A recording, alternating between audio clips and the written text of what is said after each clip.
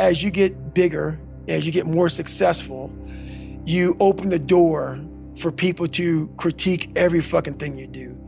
And most of the people who are critiquing you usually aren't where you are. And all their critiquing comes from people who are really at a low level of life, which is sad.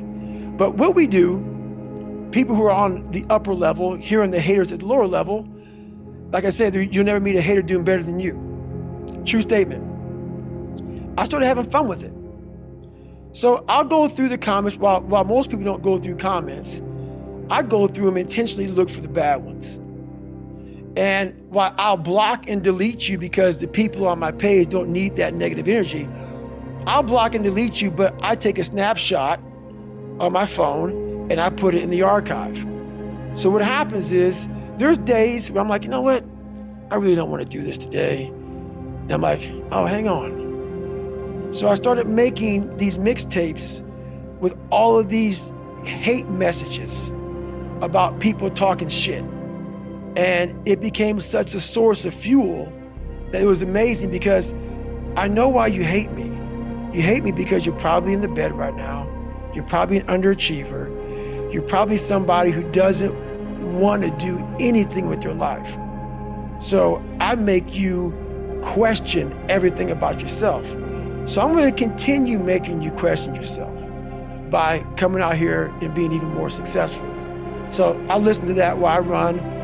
I sometimes play it in the house, and it sometimes gets on Jennifer's fucking nerves because I'm sitting and listening to somebody talk mad shit on a loop about me. And she's like, why do you do this shit? It's half comical and it's half inspiring. I'm actually inspired by it.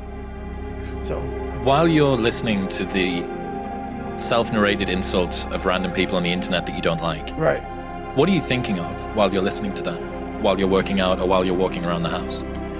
How that back in the day, when I was sometimes getting bullied or in a dark place, how sometimes that would have bothered me. How I would want to clap back. I would want to be on there all day explaining myself to people. And how now I'm in a place now where I can hear it and I can actually enjoy it. I can actually know where it's coming from. I've studied it. So I don't just like listen to it and like make fun of it. I actually study it because I was once that negative person. I was once that person who saw someone successful and didn't see how can I get there. I was like, oh, fuck that. They're probably cheating or they're probably doing this. I was that negative person because I wasn't there. And I didn't want to work to get there. So these people who hate on people, I've studied them. And I've gained a lot of knowledge from them because I gained a lot of knowledge for myself when I was in that dark place. So it's almost like reflecting an older version of you back to yourself. 100%. I had this idea called the reverse role model. So in a lot of places, people might grow up and not have good role models around them. You know, like it would be great if I had someone that was my hero that could tell me how to be X, good in school, well with work, fantastic in relationships, whatever it might be. And a lot of people don't grow up with that. Right. And what I realized was, because that was me in part from where I was from, but I realized there was a lot of people that I got to see that were like the sort of person I didn't want to be like. Right. And that was the reverse role model. So I could look around and I could say, well, I really don't want his relationship with his wife. And I hate the way that he is using alcohol to get over the problems in his life. He doesn't have any integrity or tell the truth. She is a liar and a backstabber and a gossip. And the thing is that you can actually achieve a lot of success in life by avoiding failure. Like most success in life actually is avoiding failure. Yes, you need to be able to be competent, but first you need to not get out of the race. That's the 1 second decision, right? You need to not lose before you can win. Right. And the reverse role model is you weaving your way through a selection of people that you don't want to be like. And I think that you can get an awfully long way just by doing that. I did that my entire life. I had the ultimate blueprint by watching my family. I was the youngest kid. So the youngest kid has the total advantage.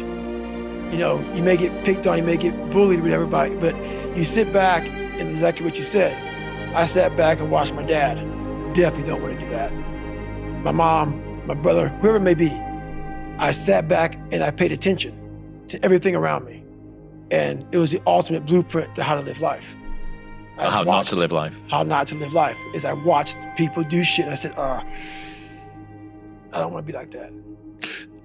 I like what you said about how the criticism that you see from people is coming from a very unique place. I think if you got to see the inner texture of the people who don't like you's existence, you'd feel more pity than anger, for the most part. I think you'd pity them. Yes. And that's a realization that's taken a long time for me to come up with, because everybody else feels, or to me, it always seems like everyone else has got it together.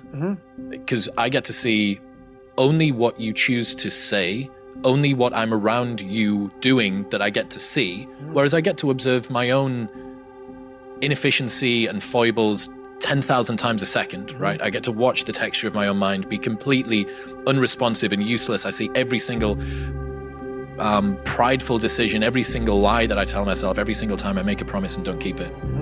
But I don't get to see that from everyone. So I'd always presume, because of this asymmetry, that everybody else had it sorted and I didn't. And it also made me think that everybody else's opinion was this perfectly balanced, well-researched, beautifully, they had me nailed down to a T. And what they were telling me was the truth. They could see something in me that I couldn't. And after a little bit of time and a good bit of building up of self-confidence, I realized that that's not the case. No. I have pity on a lot of people. I do. I used to get angry about it. Like, there was this guy, I talked about it on Rogan, this guy from SEAL Team 6, who went out there, when I started becoming more famous, he went out there and just tried to destroy me. Tried to literally destroy me. Talked about how, he just totally lied. Totally lied. Had to get a lawyer against him, all kind of shit. And I was getting ready to sue this guy. I was going to sue him because he literally tried to destroy my character, my reputation. Went out there and just lied his ass off. And I thought to myself, it was about 2 months into it, and I sat back and I started feeling sorry for this guy. Like, really sorry for him. I was going to pull the trigger, sue him, and I said, I'm not going to sue this guy. I said, for you to be this person who comes on and lies and tries to literally tear down everything I've worked for, you are in a very, very bad place. Come to find out, he was in a very bad mental place. So I get what you're saying. I've learned to study people before I react, because there's no successful person in the world who's in a good headspace that's gonna ever attack anyone in that kind of manner. There's always gonna be something wrong with them. So you gotta always dive a little deeper before you get your feelings hurt, before you get your feelings hurt by that bully at school or that boss at work, because most people who are in good places, they don't care about what you're doing. They don't care about what you're doing. They don't try to destroy you. They actually will try to build you up versus destroy who you are as a person. So that's where I'm at now in life, is most people who do that, they're in a very dark, dark place. Take time. Take that 1 second to pull back and study them.